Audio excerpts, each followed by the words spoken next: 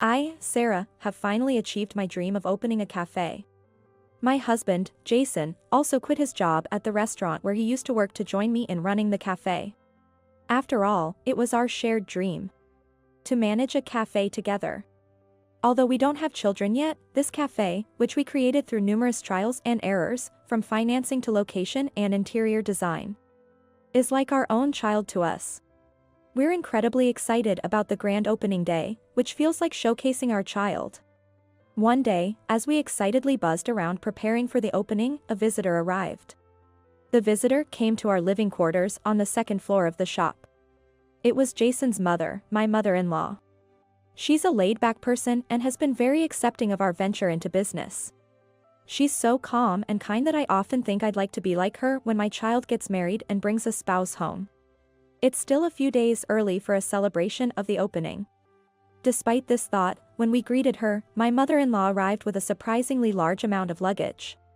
Shocked, Jason and I asked what had happened, and she revealed an unexpected truth. I was kicked out of Joshua's place.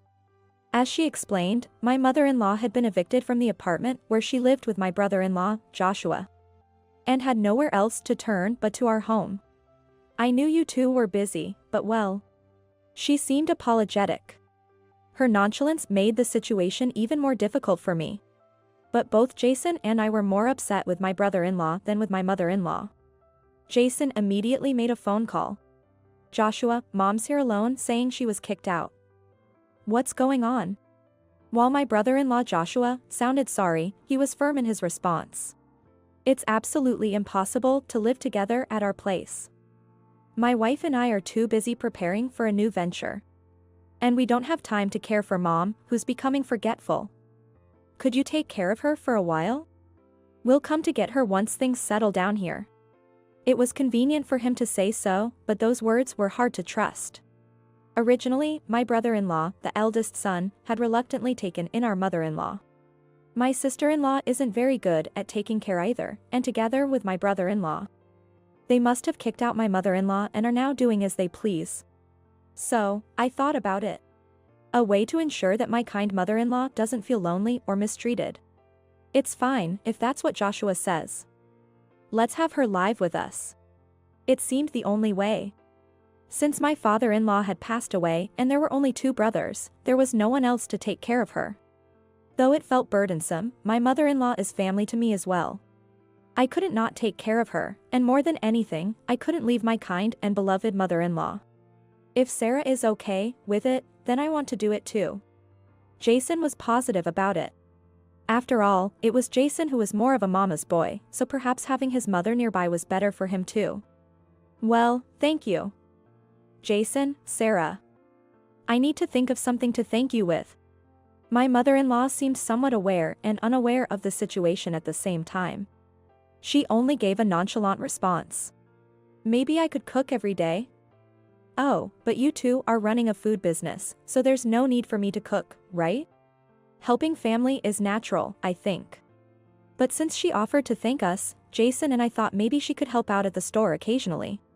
If you don't mind, would you be willing to help out at the store sometimes? Chatting with customers, making desserts. I think it would be fun to have those moments. I said to my mother-in-law. That's true. If it helps you too, I'd like to do anything. My mother-in-law happily agreed. Considering it an extension of household chores, she would probably get used to cooking in no time. Jason and I discussed maybe having her mainly help with cooking. With the direction of the conversation settled, we went downstairs to show her around the store. As we walked around the cafe on the first floor and introduced her to the menu for the opening, my usually slow-paced mother-in-law suddenly became alert and started speaking her mind clearly. Jason, Sarah, this store won't catch on as it is now. There's still time to turn things around, so get ready immediately. We were taken aback by the assertive idea my mother-in-law suddenly proposed next. For instance, she suggested that, given the current retro trend, even a new shop should have vintage interior decorations and background music. She also recommended adding to the menu dishes she enjoyed in her youth to attract not only the young people riding the retro wave but also the elderly clientele. Furthermore, she pointed out that traditional candy stores have become scarce in this town. So we should set up a candy corner to allow customers who purchase there to dine in, attracting families with children. Each idea was innovative and tailored to the needs of the community. Her suggestions were so spot on that we couldn't help but agree, and under her direction, we quickly began preparations. A few days after our mother-in-law moved in with us, our long-awaited shop opened, and a month has since passed. Typically, a shop with no future would see a decrease in customers after a month, but our shop didn't have to worry about that. Our cafe is so popular that there's a line of customers every day. All of this is thanks to our mother-in-law. Sarah, the sandwich for table 3 is ready. Could you bring it? Sure, right away. Though we're busy, every day is fulfilling. Having our mother-in-law come to stay with us at that time might have been a stroke of luck.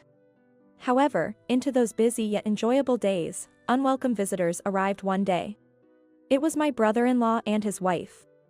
We're from the same town, so we've heard the rumors. It seems your cafe is doing quite well. And I hear Mom is being called a celebrity grandma waitress. With a sneer, my brother-in-law looked around the shop and made his comment. Actually, we've been thinking of starting our own shop. A bubble tea shop, which has been a huge trend since last year. We came to take Mom back so she can help us out. We're here to pick her up. What? What are you suddenly talking about, Joshua? Well, the deal was until we settled down, right? Now's the time. So, give Mom back. You guys have had enough luck from her, right? Now it's our turn. He demanded our mother-in-law back as if she were a lucky charm that could easily be returned. Despite his words, the real challenge for our cafe, which the three of us built together, is just beginning. Our mother-in-law is already contributing as a full-time employee. Who would fill her shoes if she left now? You could hire some part-timers. With your thriving cafe, I bet young part-timers would be lining up to work. They'd probably work much harder than an elderly mom. So, Mom, please thank Jason and Sarah properly and come back with us. To our surprise, our mother-in-law readily nodded in agreement with my brother-in-law's words. Both my husband and I were so shaken by this. Mom, you don't have to listen to him. You should stay where you want to be. Jason, I really think it's okay to go back with Joshua. Sarah, I'm sorry for meddling too much. But I enjoyed working with you both. Visit me at home sometime. Without giving the impression of being taken away by force, our mother-in-law was led away by my brother-in-law and his wife. Suddenly, we didn't even have time to feel frustrated or wronged. However, without the lubricant-like presence of our mother-in-law, both our shop and our home felt a tad lonelier. That was the undeniable truth. Days of busyness where we lost track of time continued, and before we knew it, half a year had passed. Our shop is still thriving today. Undoubtedly, this success is thanks to the advice we received from our mother-in-law, who we haven't heard from since. I wonder if she's doing well. Worried, I thought about calling her, but seeing Jason visibly lonely for being robbed of his mother by his brother, or perhaps sulking as if abandoned by her, I couldn't bring myself to reach out. Welcome. The atmosphere at home wasn't great, but the shop had to open, and customers kept coming. Then, one day, the person who opened the door wasn't a customer but our ever-serene mother-in-law. Sarah, Jason, I've missed you. Mom, what brings you here all of a sudden? We were worried about you not getting in touch. Are you okay? As we took turns asking, our mother-in-law, smiling brightly, echoed her previous sentiment. I was kicked out of Joshua's place.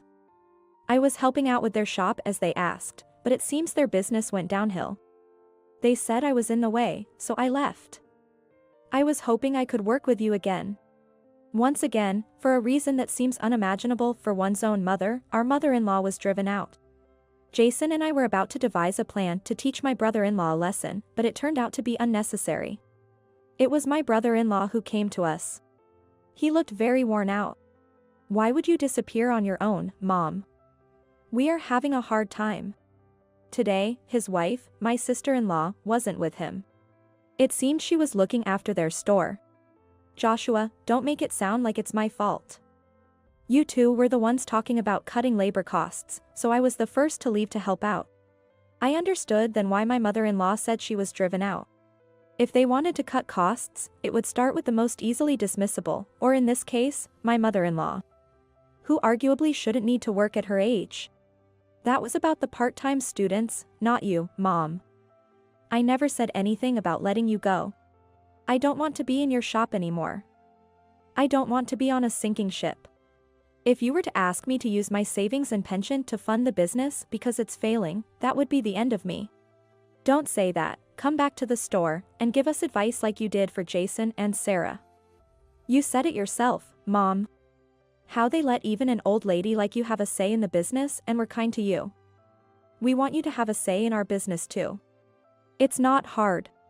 No, I helped Jason and Sarah because they wanted to create a cafe that would be a haven for the townspeople. Reminiscent of the place I worked at when I was young. You're only thinking about your profit and immediate concerns. That's not true. I opened a shop selling trendy sweets to help revitalize the community. Do you really think so? Trends among the young change quickly. You don't have the adaptability to keep up with those changes. Especially as a novice in business management. Even if something is trending, young people are discerning and will move to a better place if one exists. Your shop might be new and clean. But the lack of trained staff means the service is poor, making customers uncomfortable. You might be good at financial calculations from your corporate job, but you have no skill in managing a shop. It's sad to see your employees exhausted from aimless hard work. My mother-in-law sighed, continuing with a look of sorrow as if lamenting her own son's situation. Small-town food establishments can't just mindlessly sell what's popular among the young. You completely fail to understand and capture the customers' hearts. I wonder if you're really suited for the service industry. As a former cafe waitress, it makes me even sadder. I can't and don't want to work in your shop. You could have said something right from the start. You were quick to give advice to Jason, but you treated my situation carelessly. Even if I wanted to, your shop targeted the young from the start. There wasn't much for an old lady like me to say. I can't possibly understand everything about the youth. I'm just an old lady who used to be a waitress. Don't expect too much from me. Now. Please don't cause a scene at Jason and Sarah's shop any longer. Joshua, you should go back and do what you're good at, handling the finances. After being harshly criticized by his mother, my brother-in-law finally lost his temper. Enough, we're going back. If you say you only know about cafes, then I'll change our business to a cafe. Then you can give us the same kind of advice you gave to Jason and make me a fortune. He grabbed my mother-in-law's arm, trying to take her away. My husband and I intervened, holding back my brother-in-law. Having heard enough, both my husband and I couldn't hold back any longer and spoke our minds. A person who can't even cherish his own mother can't possibly care for customers. Please go home alone. And don't come to see her again. She's a part of our team, not a tool for making your money. My husband threatened to call the police if the commotion continued, and that finally made my brother-in-law leave.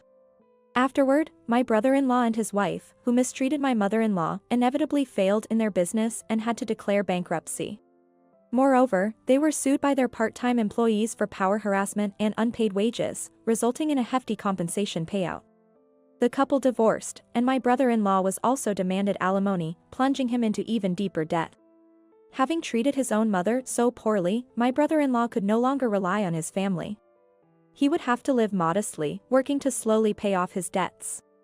Hearing about my brother-in-law through relatives, my mother-in-law seemed utterly indifferent and had no intention of offering help. I don't have time to bother with that child. I'm going to be a grandmother. I'm looking forward to taking care of my grandchild. Indeed, neither my mother-in-law nor we had the luxury to worry about my brother-in-law. Our shop flourished even more with my mother-in-law's return, and my husband and I were blessed with the child we had longed for.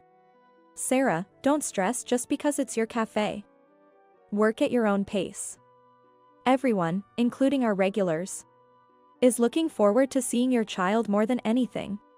Yes, thank you.